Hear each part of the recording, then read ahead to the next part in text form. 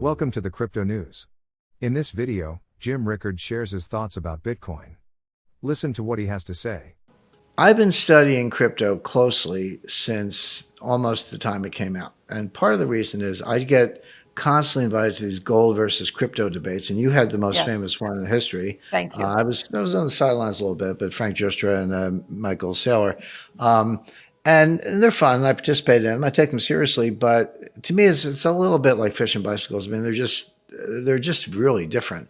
But I've been struggling, researching, doing work, et cetera, trying to really understand. I know all the technical stuff. I get the algorithms, I get the caps, and I know how the mining works and the hash rate and the price action and the technicals. And I get all that. None of that has anything to do with Bitcoin or any other cryptocurrency. The right way to think about it, or the most advanced way to think about it, is part of an electronic environment that we're all immersed in that we're not aware of because we're in it. It's I've said we don't know who discovered water, but it was not a fish. Meaning, if the fish is in the water, it doesn't know what water is. You have to take it out of the water. It's like, hey, where's the water? So we're in this environment, all of us, and this is having effects on how we think, how our brain processes information. So the point I was making, and this has taken me a long time to get here because I've done a ton of research, but it's not that everyone's like, oh, Bitcoin's going to take down the dollar. Bitcoin's the end of the dollar. No, Bitcoin is part of a larger electronic digital environment that we're all in that has erased the concept of money. We've lost the thread. We actually don't know what money is anymore. We pretend that we do. We talk so about well it, but said. Yep. we don't know. And so I'm using the term moneyness. It has some characteristics of money. Some do, some don't. Some have more, some have less. Some have different features. And there's a really good piece of academic research, fairly recent. But the authors kind of wanted to update the classic definition of money. That was their point. And this is from Jevon and Menger in the late 19th century. And they were the ones who said, unit of account, store of value, medium of exchange. That's the three-part definition of money, and everyone recites it, and I've recited it. And they said, well, yeah, but you actually have a lot more different kinds of money, and you have a lot more functions. And they listed 40 separate characteristics. So yeah, medium of exchange, unit of account, sure. But, good or bad for money laundering, good or bad for tax collection, good or bad for privacy, or maybe put differently, does it offer privacy or not? Does it help tax collection or not? Does it help any money laundering or not? Down this list of 40 characteristics, and they had 15 kinds of money. So, Fed money, central bank digital currencies, Bitcoin, crypto, gold, silver, et cetera, and a bunch of others. So that's a matrix with 600 boxes. 40 characteristics, 15 kinds of money. And they checked every box. Like, does it or does it not have this? So it's like a Chinese menu. You can sit there and cook up your own kind of money. So I thought it was really good scholarship and a great way to think about it. But taking that a step further, to my point, if I've got 600 choices on the matrix, then we don't actually know what money is. What we have is what I call moneyness. And that has much bigger implications than whether, Bitcoin is a bigger payment currency than the dollar someday. I personally doubt it, but what's going on is actually much more profound.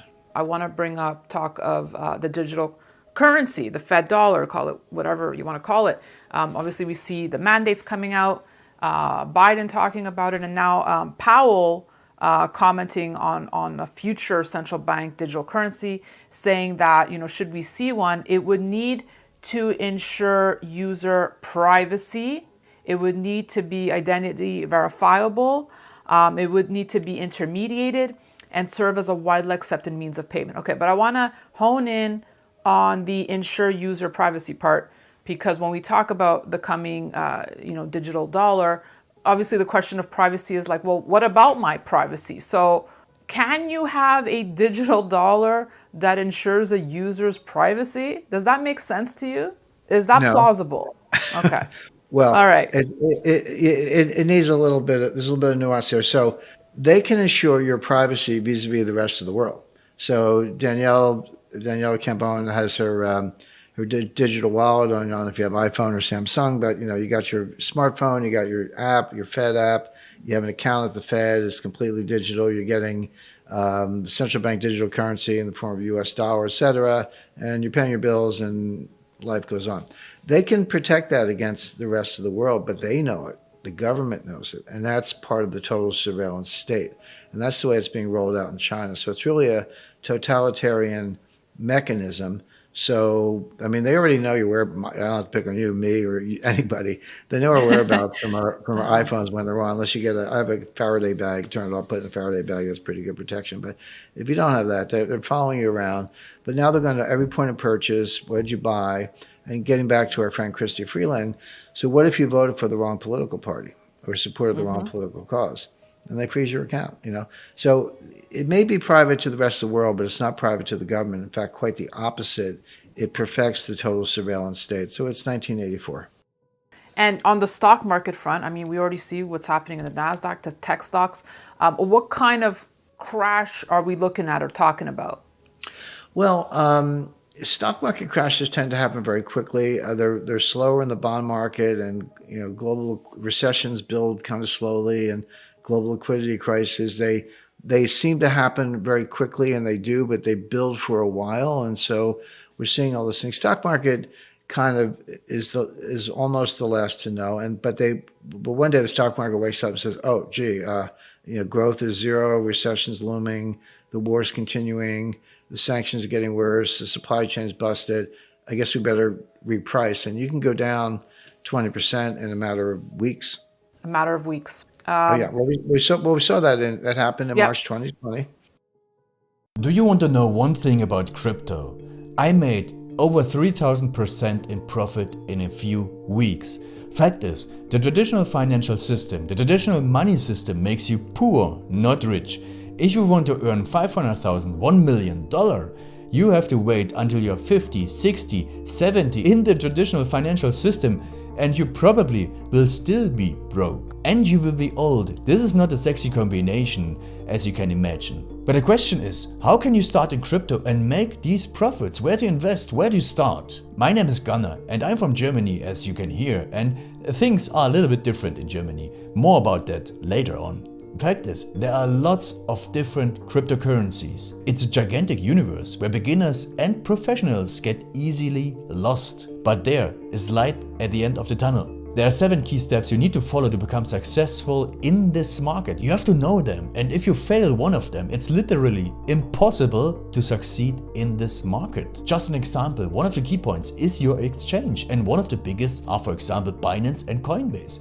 These are trusted and well-established exchanges, but, and this is a big but, you won't find the super profitable coins on those exchanges. The unknown super profitable coins that get gigantic profits are not traded on those kind of exchanges. They are traded on much smaller insider platforms that are barely known. And I can tell you what those super secret exchanges are and why they are so profitable. And another super important thing are the right information sources. The point is, the internet is gigantic. There are hundreds and hundreds of YouTube channels, blogs, pages, and much, much more. And there are also market makers and influencers. For example, Elon Musk, he is not a crypto guy, but the moment he recommended Dogecoin, it went through the roof, to the moon, so to say. But why did he recommend it?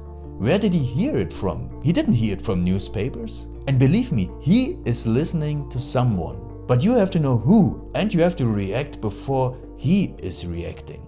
This is really, really important. And these are only 2 of the 7 steps you have to follow in order to be successful in crypto. And if you want to know all of these steps in much more detail, and if you want to have a comprehensive checklist, here's what you should do. There is a link below this video. Click on this link and you will get the opportunity to subscribe to my channel. Click on the link and you will see a video where I explain the next steps. So see you soon. Click on the link now. I'll see you there.